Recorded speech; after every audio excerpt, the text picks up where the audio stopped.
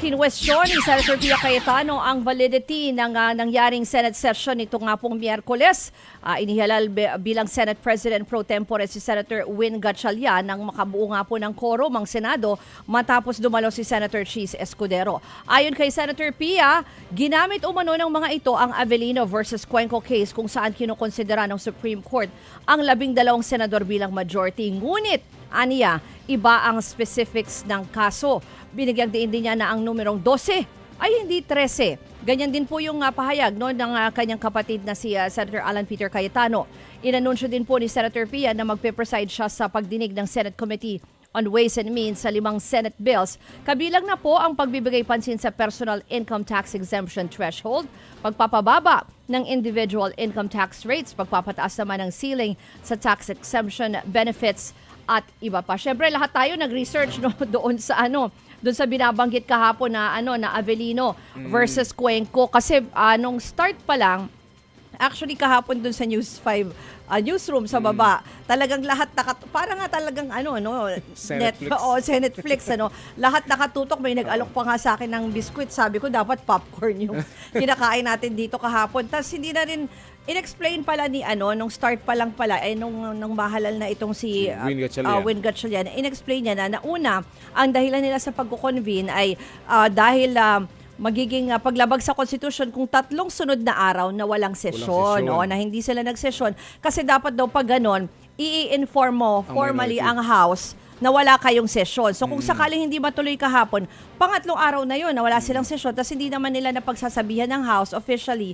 So parang paglabag na daw yun sa batas. Ang pangalawa, sinasite nga nila na, kasi iniisip namin, bakit nag-convene walang quorum, walang 13, di ba? So nagkaroon ng paliwanag doon na meron nga nitong Avellino versus Cuenco na noon pang 1949 Supreme Court landmark ruling kung saan kinikilala nito yung 12 senators na can constitute a quorum. Kasi nung panahon daw niyan, dapat itong si Senator, ito ay binabasa ko yung backgrounder ng News 5, dapat itong si Senator Lorenzo Tañada ay magkakaroon ng may mga paratang or may i-reveal daw ito na mga ilang expose laban sa nooy Senate President na si Jose Avellino. Dahil doon sa 24 sana yung senador, pero wala doon ng panahon na yun. Si Senator Vicente Soto pa, yung ano ba to, tatay o lolo? Mukhang tatay yan. Ni Senator Tito.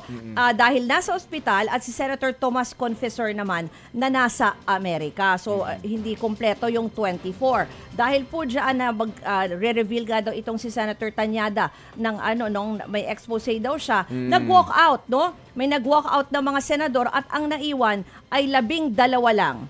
Dahil dyan po, yun na nga, nagpalit din sila ng iba't ibang opisyal ng Senado at naupo bilang acting Senate President si Senator Mariano Cuenco. Siyempre nakarating po yan sa Supreme Court at doon nga para ibasura nga yung mga nangyari noon sa Senado. Pero ang ruling po ng Supreme Court sa botong 6-4 ay sinabi nito na na legal o valid, no, yung nangyari sa Senado at kinilala nito yung 12 lang yung quorum sa isang legislative session. Ayan yung binabanggit nila, kaya kinikilala na kahit 12 sila kahapon ay nagkaroon sila ng quorum. Tapos partner, mukhang in-explain pa yata iyan ng ilang pa mga senador sa mga succeeding interviews na may mga ganitong pangyayari na in the past. Yung May 5, 2015. Meron din yan.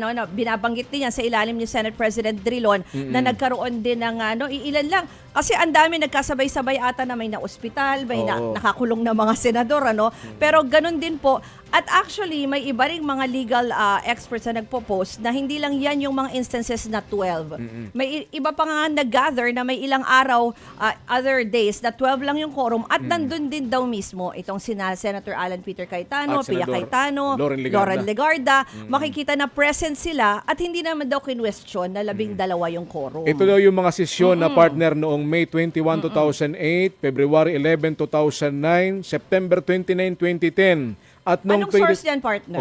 Itong source natin mga kapatid ay ito po ay pagsasaliksik ng mga kasama po natin sa National Youth Parliament kung saan ini-specific na po kung ano yung mga sesyon in the past na 12 senators lamang po ang present at kulang po yung mga At nakadalo. walang kumwestiyon. Walang Oo. kumwestiyon. Pero sige, titingnan natin kung saan makakarating yan. Kasi may binabanggit din naman halimbawa si SP, Alan Peter Cayetano o dating SP na ba na iba daw yung circumstances. Yun din yung sinasabi ni Senator Pia. No? Kasi may sinasabi sila na hindi in-adjourn yung quorum. Ito daw ay yung Avelina versus Cuenco daw ay continuing daw yung quorum, hindi in-adjourn.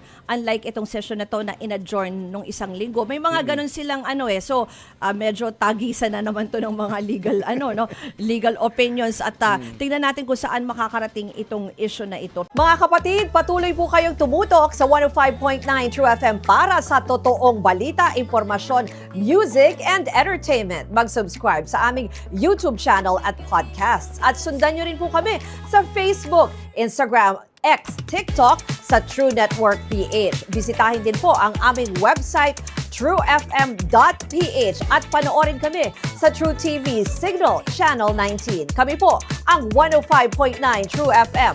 Laging true sa'yo, kapatid. Dito tayo sa totoo, tunay at tapat.